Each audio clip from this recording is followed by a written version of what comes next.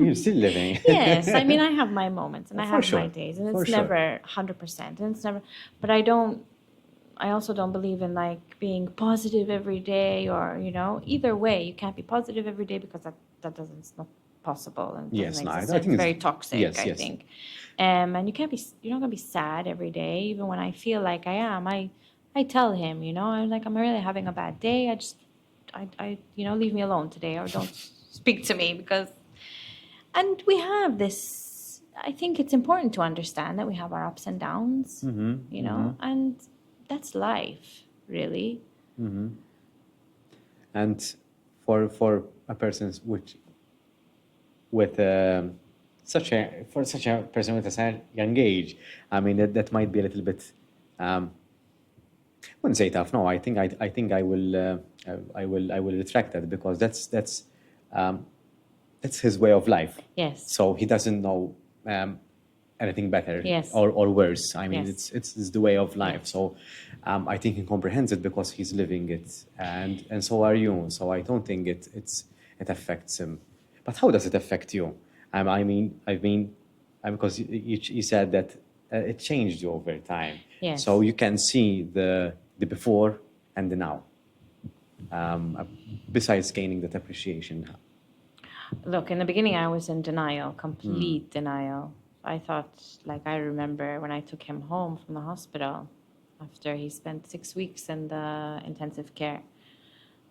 I spent weeks going, the doctors are crazy. They don't know what they're saying. There's nothing wrong. I was and I remember myself saying, no, they don't know what they're talking about.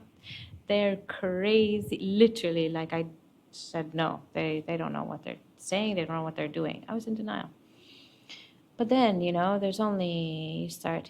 really unwell, and then they had to remove a kidney, and they had to do all these surgeries, and it just comes, and you're like, wow, okay, this is real. This is real. And it was very, very, very hard to accept. But then when you start accepting it and start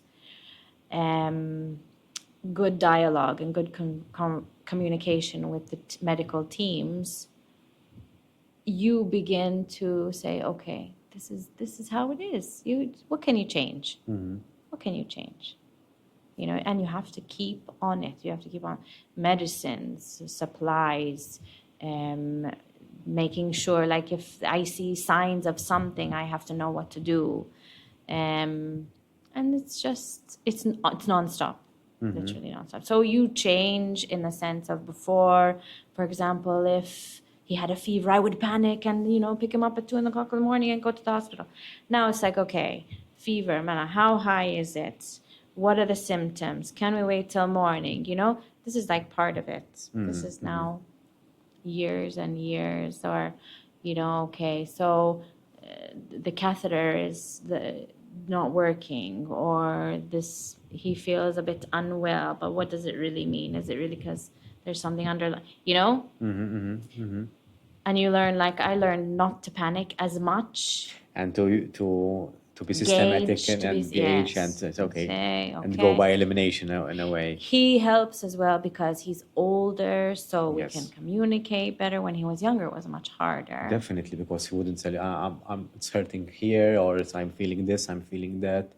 So that makes a big difference, or like he's crying, okay, but it's like, is it pain? Is it sad? Is it fear? Is it, there's so many. And then you start to make this conversation and this dialogue, and you learn from it. Like I said, we learn from each other, honestly. Definitely.